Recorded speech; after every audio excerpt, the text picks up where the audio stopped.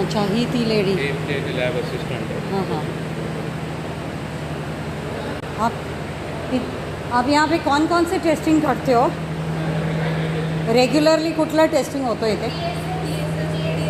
हां हां हां.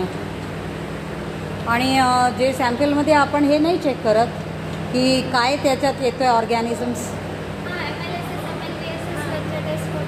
हां, मग त्याच्यात काय काय सापडलं आपल्याला? म्हणजे त्याच्यामध्ये नाही, मायक्रोस्कोप कुठे आहे तुमच्या? मायक्रोस्कोप थ्रू काही चेक करत नाही तुम्ही नाही टेस्टिंग नाही होत ना. का? कारण तेच तर मेजर असतो ना कुठलाही एस टी पीचा मेजर तर तेच आहे की किती त्याच्यात प्रोकॅरियोट्स किती युकॅरियोट्स आहेत. आणि कारण अल्टिमेटली युकॅरियोट्स जेवढा जास्त असेल तर ते प्रॉब्लेम क्रिएट म्हणजे आपला जो ट्रीटमेंट होतो ते ट्रीटमेंट प्रॉपर होऊ शकत नाही. आणि आपला जो नेटवर्क लेआउट आहे त्यात आपला स्टॉर्म वॉटर पण कनेक्टेड आहे का?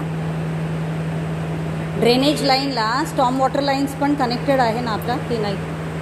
100% बोलू Correct, शकत नाही, correct. पण असणारच. कारण पावसाचं पाणी येतं ना तेव्हा आमची कॅपॅसिटी वाढते हो. पण ओव्हरफ्लो कधी होत नाही. नाही ओव्हरफ्लो होते. तर टोटल कॅपॅसिटी एस टी पीची किती आहे आता? ॲज पर डिझाईन 120 आहे. हां. पण we can handle it more than second म्हणजे 2% पीक फॅक्टरने पण आपण हँडल करू शकतो. कारण मॅडम म्हणत होत्या की आता पॉप्युलेशन जेव्हा म्हणजे 2036 पर्यंतचं घेऊन आपण ते डिझाईन केलं.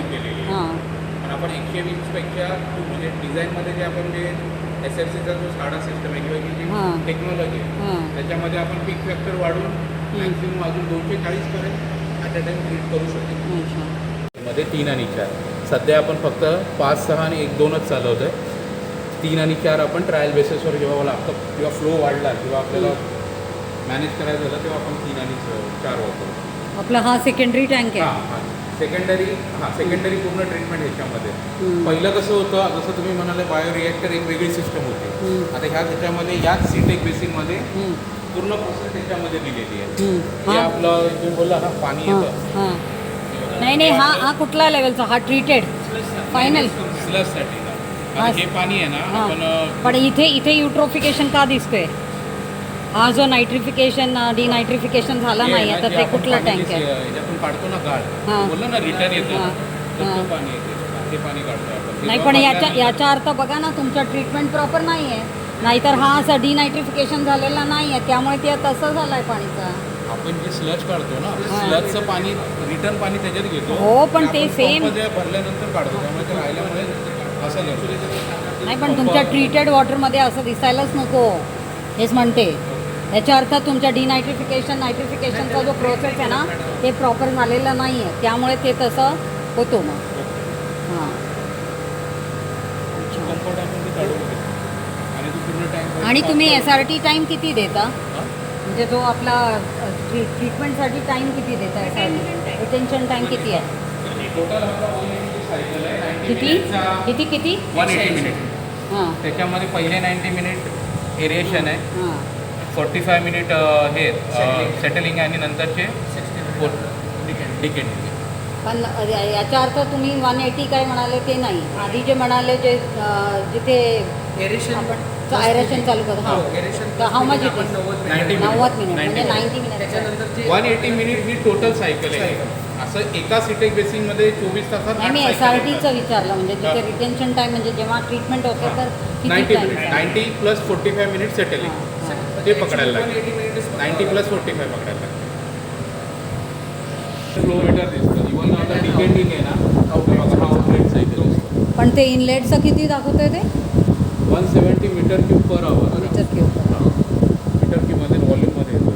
म्हणजे टोटल किती आता सध्याच्या घरीला 1.7 MLD येतोय आणि त्याच पद्धतीने आपल्याला म्हणजे हा एक बदलले जातो आपण. हा एक याच्यातला दाखवतोय. हा एक अशा आपल्या पेअरमध्ये दुसरी पण आहे.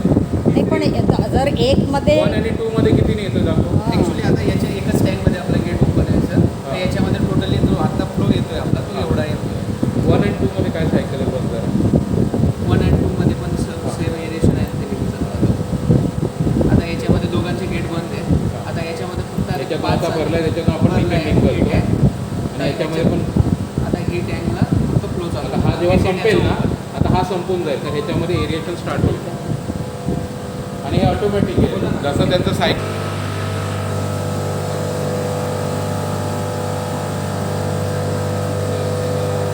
हा जो पाणी येते हा फायनल प्रोडक्ट आहे. इथे इथे हा जो खाली जो येते फायनल. हा फायनल प्रॉडक्ट आहे. त्याच्यानंतर आपण त्याला क्लोरिनेशन देतो. म्हणजे याच्यानंतर ती क्लोरिनेशनला जाते.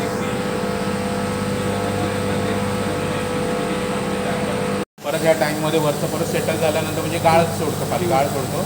परत जे चांगलं पाणी येतं परत इकडे काढून घेतो आणि हेच परत पाणी आपण PS ला पाठवून देतो. आणि मग फक्त गाळ आहे ना तो सेंट्रीफ्यूजमध्ये करून ते तिथे ते सेंट्रीफ्यूज त्याच्यासाठीच ना म्हणजे त्याच्यासाठी ते गाळ म्हणजे पण मोठा- ते आपण परत ते सेंट्रीफ्यूज करून आणि मग परत पाणी काढतो. त्यामुळेच ना आपल्या STPमध्ये कधी पण मिक्स्ड वॉटर घ्यायचंच नाही. स्टॉर्म वॉटर लाईन वेगळं आणि आपला जो डोमेस्टिक वॉटर वेगळा असं करूनच आपल्या इथे यायला पाहिजे. याच्यामुळे हे पूर्ण एनर्जी आणि हे जो डिवॉटरिंग वगैरे करावं लागतं ते त्याच्यामुळेच आहे. त्यामुळे डबल ती प्रोसेसिंग आणि खर्च जास्त, इलेक्ट्रिसिटी जास्त, सर्व काही जास्त. हां आणि इफेक्टिव्ह तुम्हाला रिझल्ट पण भेटत नाही. मग हा पण आहे ना. नाही आता तर मला ते बघायचं आउटराईट इनलेटचा तर मी फक्त पिक्चर काढून घेतलं. पण आता MPCBच्या रिडिंगचा तर मला तर त्यांचा भरोसा पण नाही आहे काय ते रिडिंग्स. आता जो पॅरामीटर दिसला ते फक्त पॅरामीटर नाही बाकीच्या पॅरामीटर पण घ्यायला पाहिजे.